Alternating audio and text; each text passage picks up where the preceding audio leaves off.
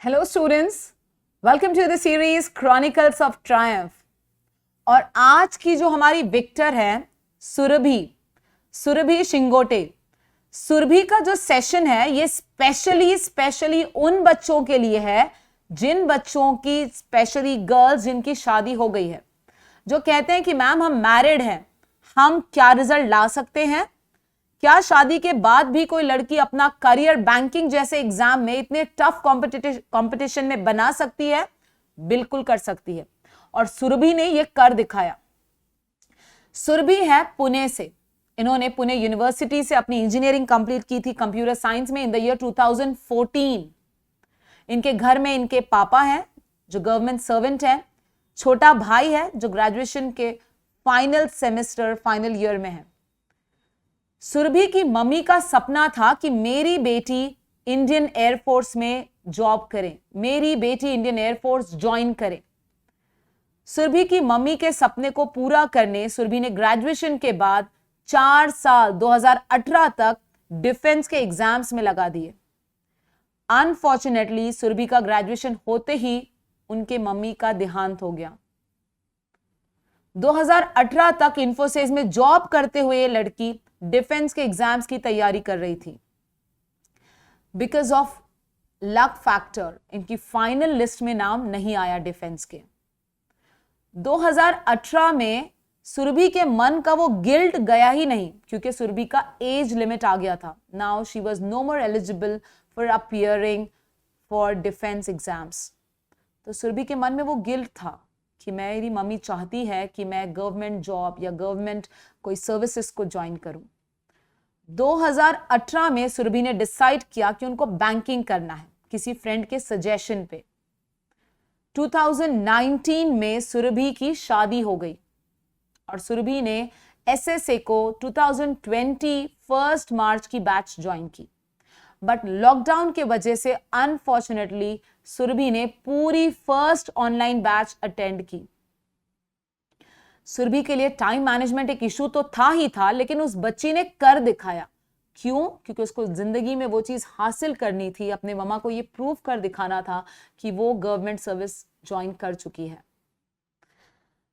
SSA join करने के बाद 2020 में लॉकडाउन में बीइंग मैरिड, इतनी सारी जिम्मेदारियों के साथ इस बच्ची ने अपनी पढ़ाई को कंसिस्टेंटली करते रहे।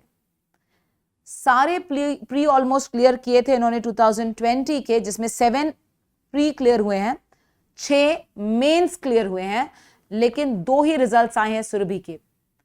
सुरभि का आरआरबी पीओ का रिजल्ट 0.06 मार्क्स से नहीं आया। अगेन आई रिपीट, सुरभि का आरआरबी पीओ का रिजल्ट 0.06 मार्क्स से रह गया। इंटरव्यू ये क्लियर नहीं कर पाए। सुरभि के करंट हाथ में 2 रिजल्ट्स हैं, RRB assistant and IBPS assistant.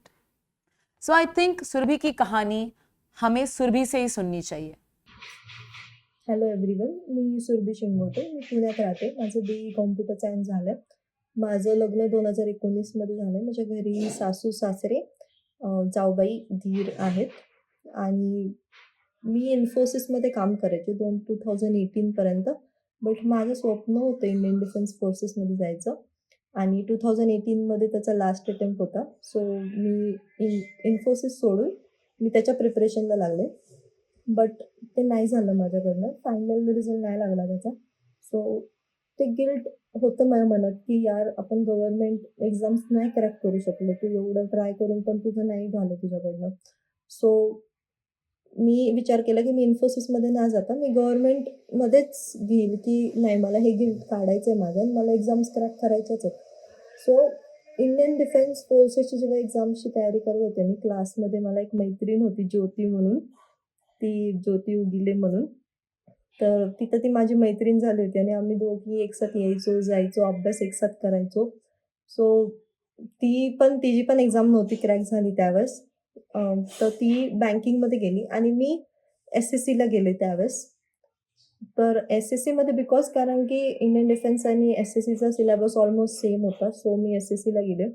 But 2019मध्ये जेव्हा मी स्टार्ट केलं परत SSCचं, तर ती बोलली मला की नको करू बिकॉज खूप जास्त प्रोसेस लाँग आहे त्याची. 2-3 वर्ष लागतात एका रिक्रुटमेंट पास होण्यासाठी. सो इट्स ओके की बँकिंग तू स्टार्ट कर म्हणून. बिकॉज बँकिंगचे रिक्रुटमेंट्स खूप फास्ट असतात. सो तिच्यासोबत मी लायब्ररीला जायला लागले. बँकिंगच्या एक्झामची तयारी करायला लागले. LICची एक्झाम होती त्यावेळेस. आणि माझ्या इन्फोसिसमध्ये जी मैत्रीण होती तिचा भाऊ पण बँकिंगची तयारी करत होता. तर तो औरंगाबादमध्ये करत होता आणि तो SSCमध्ये होता. सो ही जस्ट रँडमली मला त्याने मेसेज केला होता की हा चॅनल फॉलो कर SSCचा टेलिग्रामवरती. हा खूप छान क्लास आहे, माझा क्लास आहे. सो मी जनरली ते फॉलो केलं क्लासचं आणि मी अपडेट्स घेत राहिले की क्लासचे काय अपडेट्स असतात, एक्झामच्या आधी पेपर कसे द्यायचे तुम्ही सगळे सांगायचे. मराठीमध्ये सांगायचे आय थिंक त्यावेळेस पण. सो मी त्यावेळेस बघितलं तर क्लास मला त्यावेळेस फॅमिलियर झाला त्याच्यामुळे, शुभम देशमुखमुळे त्याचं नाव होतं. आणि त्याच्यानंतर मग ज्योती आणि मी एकत्र अभ्यास करायचो. बट तिचं आधीपासून प्रिपरेशन चालू होतं आणि मी जस्ट स्टार्ट केलं होतं. तर मला काही समजत नव्हतं की कसं करायचं आणि काय करायचं. सो मी डिसाईड केलं की मी औरंगाबादला येऊन क्लास करीन म्हणून. सो मी 1 मार्च 2020मध्ये क्लास माझा स्टार्ट झाला शुभम सरांच्या इथे. मी शुभम सरांचाच क्लास जॉईन केला त्या भावाचा ऐकून त्याच्या. सो मी क्लास तिथे स्टार्ट केला आणि 19 मार्चला लॉकडाऊन पडलं. सो 19 दिवसाचा आमचा क्लास झाला होता आणि मग त्याच्यामध्ये आमचं बेसिक कव्हर झालं होतं. आय थिंक सिम्प्लिफिकेशन सगळं झालं होतं. पर्सेंटेज थोडंसं स्टार्ट झालं होतं. I don't remember. आणि त्याच्यानंतर मग मी घरी गेले. थोडं 1 महिना चांगलं लॉकडाऊन एन्जॉय केलं. बट त्याच्यानंतर मी डिसाईड केलं की नाही, या लॉकडाऊनचा आपल्याला फायदा घ्यायचा आहे. सो मी मॅथचं प्रिपरेशन स्टार्ट केलं तेव्हापासून. जेवढं सरांनी घेतलं होतं, जेवढं सरांनी सांगितलं होतं की तुमचे टेबल्स पार्ट पाहिजे, तुमचं मल्टिप्लिकेशन, सिम्प्लिफिकेशन स्ट्राँग पाहिजे, कॅल्क्युलेशन्स तुमचे स्ट्राँग पाहिजे. सो मी ते सगळं स्टार्ट केलं. ते मी कसं स्टार्ट केलं की पहिले मी स्क्वेअर्स आणि टेबल्स सगळे लर्न करून घेतले. त्याच्यानंतर मी स्क्वेअर्स 40पर्यंत लर्न करून घेतले होते माझे. त्याच्यानंतर मी ट्राय केलं 50पर्यंत करायचे. बट नो यूज, त्याचे येतच नाहीत, तर तुम्हाला काही यूज नाही आहे. बट माझे आहेत लर्न 50पर्यंत. त्याच्यानंतर मग मी असं मल्टिप्लिकेशन, डिव्हिजन, पर्सेंटेज काढायचे हे मी डेली लाईफमध्ये मी अप्लाय करत शिकत गेले. गाडीचे नंबर बघून सरांनी जसं सांगितलं तसं ॲडिशन, सबट्रॅक्शन करत गेले.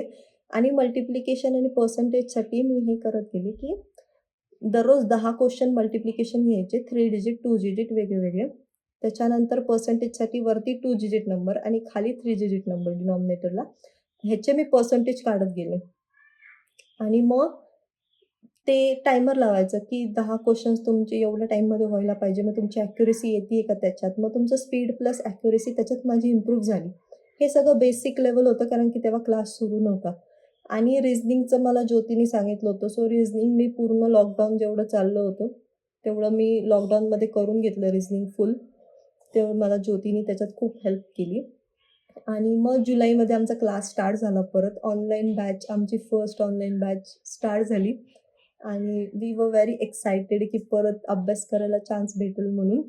आणि स्टार्ट झालं. सो बेसिकपासून स्टार्ट झालं. आम्ही त्याच्यानंतर सरांनी सांगितलं होतं की तुम्ही ग्रुप बनवून लगेच स्टार्ट करा म्हणून तुमची प्रिपरेशन. सो आम्ही ग्रुप्स बनवले. पहिलं रामचं इनिशिएटिव्ह होतं ग्रुपचं. तर ते ऑनलाईन डिस्कशन ग्रुप होता टेलिग्रामवरती. सो त्यांनी तो बनवला आमच्या सगळ्या पूर्ण ऑनलाईन बॅचसाठी. सो आम्ही मग त्याच्यामध्ये रात्रीचं असायचं 8:30-9 वाजता ते 10-10:30 पर्यंत. त्याच्यात बेसिक मल्टिप्लिकेशन, डिव्हिजन्स टाकायचे. मग आम्ही त्याच्यात आन्सर्स पोस्ट करायचो. तर त्यात असं होतं की फर्स्ट आन्सर, सेकंड आन्सर तुमचं येतंय का? तुमची तेवढी ॲक्युरसीसोबत येतंय का आन्सर? सो आम्ही ते ट्राय करायचो की आमचं फर्स्ट किंवा सेकंडच आन्सर येईल. आणि ऑनलाईन बॅचमध्ये पण असं व्हायचं की सर एखादा क्वेश्चन विचारायचे, तर आम्ही ट्राय करायचो की आमचं फर्स्ट किंवा सेकंडच आन्सर येईल. तर काय पोरं नाही देत आन्सर. तुम्हाला जरी येत असेल तरी तुम्ही आन्सर्स नाही देत. पण ते चुकीचं आहे. तुम्ही आन्सर्स द्यायला पाहिजे. समज मी जर पहिल्यांदा आत्ता मी फर्स्ट आन्सर दिलंय, सर तुमचं नाव सांगतात आणि तुम्ही नोटीसमध्ये येता. सरांच्या पण स्टुडंट्सच्या पण की हां, हिने आन्सर दिलंय फर्स्ट. तर सेकंड टाईम जेव्हा सर क्वेश्चन विचारतील तेव्हा तुमच्यावरती एक प्रेशर असतं की हो सरांनी आता माझं नाव घेतलंय, सरांना मी माहिती आहे. सो आपल्याला पण परत एकदा फर्स्ट आन्सर द्यायचं आहे. तुम्ही प्रेशर हँडलिंग तिथनं स्टार्ट करताय आणि तेव्हाच तुम्ही कॉम्पिटिशनमध्ये उतरता. जोपर्यंत तुम्ही कॉम्पिटिशनमध्ये उतरत नाही तोपर्यंत तुम्हाला कुठेही तुम्ही पोहोचणार नाही आहात. सो मी ते ट्राय करायची की मी माझ्या ॲक्युरसीसोबत मी फर्स्ट आन्सर देतीये का? आणि त्याच्यामुळे तुमची इम्प्रूव्हमेंट खूप जास्त होती. तर ऑनलाईन डिस्कशन ग्रुपमध्ये ते व्हायचं. पण त्याच्यानंतर अर्थमॅटिक जेव्हा स्टार्ट झालं, त्यावेळेस मला असं वाटत होतं की आपला एक कन्स्ट्रक्टिव्ह ग्रुप असला पाहिजे. एक थोडासा छोटा ग्रुप असला पाहिजे की जेणेकरून 10 जणांचा आम्ही ग्रुप बनवला. आमचा जो ऑनलाईन डिस्कशनमध्ये होतेच त्यांच्याशी आम्ही बोलून 10 जणांचा ग्रुप बनवला आणि आम्ही ते आमची प्रॅक्टिस स्टार्ट केली. हा 10 जणांचा ग्रुप अजून पण आम्ही अभ्यास करतो त्याच्यामध्ये एकत्र. सो ह्या ग्रुपचं आम्ही स्टार्ट केलं. त्यावेळेस माझ्याकडे कसं होतं की 3 सबस्क्रिप्शन्स आहेत माझ्याकडं साईट्सचे, अड्डाचे, प्रॅक्टिस मॉकचे आणि स्टडी नीती म्हणून एक ॲप आहे त्याचं. तर स्टडी नीतीमध्ये कसे थोडी डिफिकल्टी लेव्हल चांगली आहे त्यांच्यामध्ये. ऑफिसर्स लेव्हलचे जे क्वेश्चन्स असतात, तर मग ते चांगले आहेत त्याच्यात. पॅटर्न पण खूप छान भेटतात तुम्हाला. तर आम्ही प्रॅक्टिस मॉकचे मॉक टेस्ट आम्ही सॉल्व्ह करायचो आणि जे स्टडी नीतीचे मॉक आहेत, क्वांट सेक्शन, रिझनिंग सेक्शन, समज IBPS POचं आम्ही घेतलंय आज एक पूर्ण क्वेश्चन सेट मॉक पूर्ण. तर 35 क्वेश्चन्स आम्ही सॉल्व्ह करायचो. ते मी स्क्रीनशॉट्स काढून आम्ही टेलिग्राम ग्रुपमध्ये पोस्ट करायचो आणि मग त्याचे आन्सर्स आम्ही सॉल्व्ह करायचो. तर 1:30 वाजता आमचा क्लास संपायचा. तर मग आम्ही लगेच जेवून 2 वाजता 2 ते 5 आमचा टाईमटेबल ठरलेला आहे की 2 ते 5 आम्ही बसायचोच टेलिग्राम ग्रुपवरती. तर त्याच्यामध्ये स्टार्टिंग तर आमचं बेसिक वगैरे स्टार्ट होतं आणि त्यात असं व्हायचं की आमचं फक्त मॅथ्सचं सेक्शनच संपतंय किंवा 2-3 तासात रिझनिंगचं सेक्शन संपतंय. पण नंतर आमची जशी स्पीड वाढायला लागली, तसं आम्ही मग स्टार्ट करायला लागलो. दोन्ही पण सेक्शन सॉल्व्ह करायचे एकसाथ 35 क्वेश्चन्स किंवा कधी-कधी फक्त सिम्प्लिफिकेशन घ्यायचे तर 100 क्वेश्चन्स, 200 क्वेश्चन्स, क्वाड्रॅटिक इक्वेशन घ्यायचे. तर मग ह्याच्याने काय होतं की आमचे डिफरंट टाइप्स ऑफ क्वेश्चन दररोज आमच्याकडनं व्हायचे. सो ते एक केलं आम्ही की दररोज मी घ्यायचे ते सेक्शन्स. सो दररोज आमचं व्हायचं. माझ्याकडनं कधी झालं नाही तर दुसरं कोणतरी घ्यायचे. PDF सॉल्व्ह करायचो आम्ही. जे ग्रुपमध्ये PDFs यायचे ते सॉल्व्ह करायचो. सो प्रिलिम्सची तयारी आम्ही दररोज असं करायचो. पण जेव्हा प्रिलिम्स जवळ आल्या, आमच्या पहिल्याच RRBच्या प्रिलिम्स होत्या त्यावेळेस. जस्ट RRB PO आणि RRB क्लर्कच्या प्रिलिम्स होत्या त्यावेळेस. सो त्यावेळेस आम्ही थोडंसं 2-3 मॉक सॉल्व्ह केलं होतं कारण की जस्ट आमची बॅच स्टार्ट झाली होती त्यावेळेस. पण नंतर जसे आम्ही पुढे जायला लागलो, मग आम्ही जेव्हा एक्झाम जवळ यायचे तेव्हा अल्टरनेट डे मॉक सॉल्व्ह करायचो आम्ही आणि त्याचं सोल्युशन आम्ही त्यावेळेसच घ्यायचो. ॲनालिसिस आम्ही ग्रुपमध्ये त्यावेळेसच करायचो. जसा पेपर सॉल्व्ह होईल एक टाईम ठरवायचं 2 ते 3 आपल्याला पेपर सॉल्व्ह करायचे आणि मग 3:30 ते 4:30 आपल्याला ॲनालिसिस करायचं. सो तसं आम्ही ॲनालिसिस करायचो आणि सगळे रेग्युलर असायचे सेशन्सला. आम्ही खूप सिन्सिअरली सगळे फॉलो करायचो. त्याच्यानंतर मग प्रिलिम्सचं हे होतं, की एका पॉइंटला मी स्टक झालो, की बेसिकच होतंय फक्त अर्थमॅटिक नाही होते. तर सर आम्हाला बोलले, की तुम्ही 20 मिनिट्स अर्थमॅटिकच करा. बट मी त्याच्यात थोडं इम्प्रोवाइज केलं, की 10 मिनिट्स मी अर्थमॅटिक करेल आणि 10 मिनिट्स मी बेसिक सॉल्व्ह करेल. जे लास्टचे 10 मिनिट्स राहतात आपले मॅथचे, त्याच्यामध्ये मी बेसिक सॉल्व्ह करेल. मला रिझनिंगमध्ये कधीच काही प्रॉब्लेम आला नाही. रिझनिंगचे मी 35 क्वेश्चन्स इझिली सॉल्व्ह करत होते. 30च्या अबोव्ह तर मी जायचेच. सो रिझनिंगचा मला एवढा काही इश्यू आला नाही. रिझनिंगचं मी नॉर्मल जसं आपल्याला मॉक सोडवायचे तसंच मी मॉकमध्येच प्रॅक्टिस करायचे. मॅथचा फक्त एवढाच प्रॉब्लेम होत होता, की अर्थमॅटिक सॉल्व्ह करायला टाईमच भेटत नव्हता आणि जरी टाईम भेटला तरी ते स्ट्राईक होत नव्हतं पटकन, की आता करायचंय काय या क्वेश्चनमध्ये. सो मी तशी मेथड यूज केली, की 10 मिनिट्स मी जे पहिले आहेत ते अर्थमॅटिक करायचे आणि लास्टचे 10 मिनिट्स मी बेसिक सॉल्व्ह करायचे. तर त्याच्यामुळे काय झालं, की मेन जेव्हा पेपर असतो आपल्याला नॉर्मली, तेव्हा आपण 16-17 मिनिट्समध्ये बेसिक सॉल्व्ह होतं आपलं आणि मग नंतर 2-3 मिनिटं राहिलेले आपल्याला अर्थमॅटिकला भेटतात. मग त्यात 1 किंवा 2 क्वेश्चन आपले सॉल्व्ह होतात. पण मी असं केल्यामुळं माझे 10 मिनिट्समध्ये प्रेशर बिल्ड अप होतं आपलं. सो आपल्याला असं लवकर करायची सवय लागते. सो मी 13 का 15 मिनिट्सपर्यंत मॅक्झिमम माझं बेसिक सॉल्व्ह व्हायचं आणि मला 5 ते 6 मिनिटं भेटायचे अर्थमॅटिकसाठी. सो त्यात माझे 4 का 5 अर्थमॅटिकचे क्वेश्चन सॉल्व्ह व्हायचे. सो हे तुम्ही एक मेथड ट्राय करा, जी मी ट्राय केली होती. तुम्हाला खरंच याने खूप बेनिफिट मिळेल आणि असं नाही आहे, की 10 मिनिटात मी 10ही क्वेश्चन किंवा 5-6 क्वेश्चन मला पहिलेच सॉल्व्ह करता आले. नाही, मला पण 1च क्वेश्चन आला किंवा 2च क्वेश्चन सॉल्व्ह करता आले, 3च क्वेश्चन मॅक्झिमम सॉल्व्ह करता आले मॉकमध्ये. पण एक्झाममध्ये ते होऊन जातं आपल्याकडनं. आपण जेव्हा प्रॅक्टिस करतो, तेव्हा आपल्याकडनं होऊन जातं आणि तुम्ही बेसिक फास्ट प्रेशरमध्ये सॉल्व्ह करायला शिकून जाता. कारण की 10 मिनिट्समध्ये तर तुमचं सॉल्व्ह होत नाही. बट ॲक्युरसी आणि स्पीड सोबत जेव्हा तुम्ही पटकन करता, त्यावेळेस तुम्हाला ते प्रेशर हँडलिंग जमतं. सो ही मेथड मी ट्राय केली. त्याच्यानंतर माझे सगळे प्रिलिम्सचे रिझल्ट लागले आणि आय वॉज नॉट एक्सपेक्टिंग की लागतील म्हणून. सो त्याच्यानंतर आमच्या जेव्हा मेन्सचे एकसाथ आले, तर 2021मध्ये सगळे मेन्स एकसाथच आले होते आपले. सो माझा IBPS SO पण लागला होता मेन्सचा आणि ISBI PO, RRB PO, IBPS PO हे सगळे 1-1, 2-2 दिवसाच्या गॅपमध्ये लागले होते आणि IBPS SOचा सिलेबस खूप वेगळा होता आणि ह्या POचे सिलेबस वेगळे होते आणि 20 डेज होते. कारण की मी आधी स्टार्ट नव्हतं केलं कोणतीही मेन्सची तयारी. आमचे सगळ्यांचे फर्स्ट अटेम्प्ट होते. सो आम्हाला काहीच एक्सपिरियन्स नव्हता मेन्सचा. सो तो सिच्युएशन ते जे दिवस होते 20-25 दिवस ते माझ्यासाठी खूप प्रेशर म्हणा, माझं पेशन्स म्हणा, ते माझे खूप ते टेस्ट झाले तिथे. मी खूप वेळा रडले तिथे. मी त्या सिच्युएशनमध्ये खूप वेळा इरिटेट पण झाले. बिकॉज मला SOचा पूर्ण इंजिनिअरिंगचा सिलेबस कॉम्प्युटरचा संपवायला पाहिजे होता आणि इकडे माझं GK मला करायचं होतं. पण ते फर्स्ट अटेम्प्ट होता तो मला समजत नव्हतं की कसं काय करायचंय मेन्सचं. सो आणि कसं झालं 24 तारखेला माझी IBPS SO होती आणि 22 तारखेला मला ताप आला होता. सो लगेच टेस्ट वगैरे केला बट निगेटिव्ह होतं. सो ते होतं की हां, कोरोना तर नाहीये बट एक्झामच्या आधी तुम्ही आजारी पडताय आणि तुम्हाला सेंटरमध्ये एंट्री भेटेल का नाही, ते एक प्रेशर माझ्यावरती खूप जास्त होतं. बट मला सेंटरमध्ये मिळाली आणि मी गेले, पेपर दिला. I was not confident. त्यानंतर 2 दिवसांनी SBI PO होती, RRB PO होती. त्याच्यात पण मी अंडर प्रेशर आणि अंडर कॉन्फिडंट होते मी खूप, की मला नाही जाणार आहेत पेपर हे चांगले. माझ्याकडनं नाही होणार आहे क्लिअर हे आणि जरी क्लिअर झाले तरी मला एवढी लीड नाही भेटणार आहे. 4-5 दिवस होते IBPS POला. RRB PO नंतर. सो मी त्याच्यात माझा पूर्ण खूप मेहनत टाकली आणि तो पेपर मी दिल्यानंतर बाहेर आले आणि सरांना म्हटलं, "सर माझा हा पेपर क्लिअर होऊ शकतो. आय एम कॉन्फिडंट की हा पेपर मी पूर्ण करू शकते म्हणून." आणि RRB क्लिअर झाली, IBPS क्लिअर झाली. जेव्हा IBPS POचा रिझल्ट मेन्सचा माझा क्लिअर आला, त्यावेळेस मी रडले. I was very happy. ते माझ्यासाठी खूप भारी मोमेंट होता जेव्हा माझी IBPS POची मेन्स क्लिअर झाली. कारण की ते माझं फर्स्ट टाईम होतं आणि मी फर्स्ट टाईममध्येच क्लिअर केलं ते सगळं.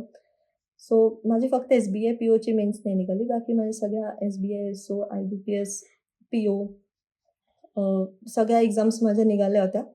So I was very happy आणि मग त्याच्यानंतर फायनल रिझल्ट 3 होते माझे 1 एप्रिलला IBPS SO, IBPS PO आणि IBPS clerk. But SO I was not confident की नाही होणार म्हणून फायनल आणि त्याचा कट ऑफ पण खूप लागला जनरलचा. सो ते नाही झालं. IBPS PO माझे 1-2 मार्कांनी राहिलं फुल फायनल लिस्ट. पण माझं IBPS क्लर्क झालं बँक ऑफ इंडियामध्ये. So I was happy.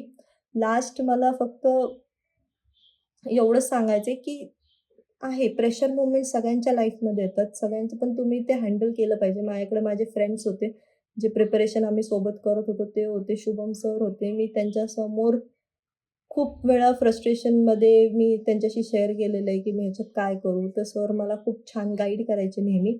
So एक सर एक फ्रेंडचा बॉन्ड बनवून ठेवतात सगळ्यांसोबत की हां, तुम्ही त्यांच्यासोबत शेअर करू शकता म्हणून काही गोष्टी.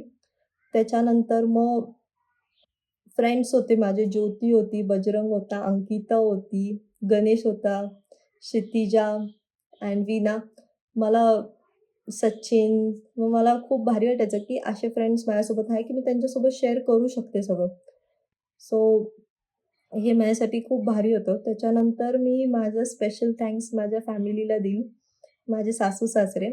माझे सासरे गव्हर्नमेंट सर्व्हंट आहेत आणि ते नेहमी माझ्यासोबत प्रिलिम्सचं असो, मेन्सची एक्झाम असो, ते माझ्यासोबत यायचे आणि मेन्सच्या एक्झामला 3-3, 4-4 तास ते माझ्यासाठी बाहेर उभे राहून थांबायचे आणि आम्ही दोघं मग सोबत यायचो, सोबत जायचो. ते माझ्यासाठी किती वेळा सुट्टी काढून आलेले आहेत त्यांच्यासाठी.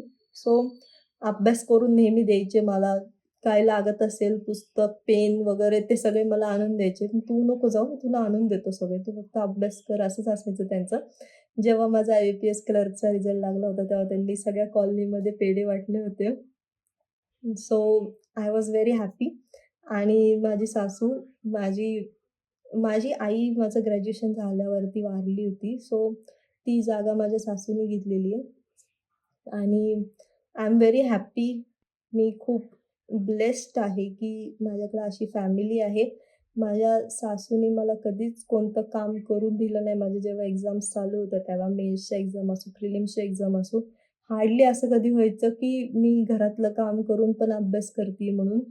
कधी-कधी होतं ते प्रेशर पॉइंट्स येतात तुमच्यात की कधी-कधी मी क्लास चालू असताना पण मी स्वयंपाक करायचे. पण ते रेअरली असायचं. मला 1-2 क्षणच आठवतात की हां, मी क्लास करताना स्वयंपाक करायचे किंवा काय करायचे म्हणून. तर माझ्या सासू-सासऱ्यांनी मला कधीच असं कोणत्या प्रेशरमध्ये टाकलं नाही आणि माझे घरचे पण बाकीचे सगळे खूप सपोर्टिव्ह होते. त्याच्यामुळं मला हे पटकन एका वर्षात मी ते क्रॅक करू शकले. पण मला एवढंच म्हणायचं आहे, की जे मॅरिड वुमन्स असतात, जे सांगतात, की नाही माझ्याकडनं नाही होणार असं. पण ते माझ्या तरी फॅमिली सपोर्ट होता. तुमचा जरी फॅमिली सपोर्ट नसला, तरी मला कधी-कधी असं व्हायचं, की जरी मला 7 वाजता कोणतं काम करायचं आहे सकाळी, तर मी 5 ते 6:30 पर्यंत मी माझा अभ्यास संपवून टाकायचे आणि त्याच्यानंतर मी 7 वाजता आमचे कधी फंक्शन असेल, तर मी जायचे त्याला. त्याच्यानंतर कधी मध्ये दुपारी वेळ मिळायचा, तर मग काम पटकन आवरून 15-20 मिनिटात आपण बँकिंगचे स्टुडंट्स आहेत. आपल्याला 10-15 मिनिटात आपल्याला माहिती असलं पाहिजे, की आपल्याला कसं मॅनेज करायचं सगळं. तर ते तुम्ही रिअल लाईफमध्ये पण अप्लाय करा, की 10 मिनिटात मला काम संपवायचं आहे, अर्ध्या तासात मला काम संपवायचं आहे. ते संपवून तुम्ही अभ्यासाला बसा. तुम्ही आराम नको करू. तेव्हाच तुम्ही तुमचा टाईम मॅनेज करू शकता. एवढंच सांगायचं होतं. तर काही डाऊट असतील तुम्हाला तर तुम्ही मला बिनधास्त कॉल करू शकता. टेलिग्रामवरती मेसेज करू शकता. I will happily help you. Thank you. So ये स्ट्रगल, ये हिम्मत, ये नहीं हारने वाला एटीट्यूड हमें बहुत कुछ सिखा जाता है कि जिंदगी में वही हीरो नहीं बनता जिसकी कहानियां, जिसके नाम हम लोग जानते हैं, लेकिन अपनी आम जिंदगी में भी ऐसे कई हीरोज हैं जो अपनी हर कदम पे, हर मोड़ पे एक जंग लड़ रहे हैं और नहीं हारने वाले एटीट्यूड से अपने लक्ष्य को हासिल कर रहे हैं. देखते हैं सुनने वालों में ऐसे कितने लोग खड़े हैं जो नेक्स्ट विक्टर का अपना टैग लेने के लिए तैयार हैं. It was so nice to listen to you, Surabhi. Thank you so much and wish you all the very best for your future endeavors. Thank you.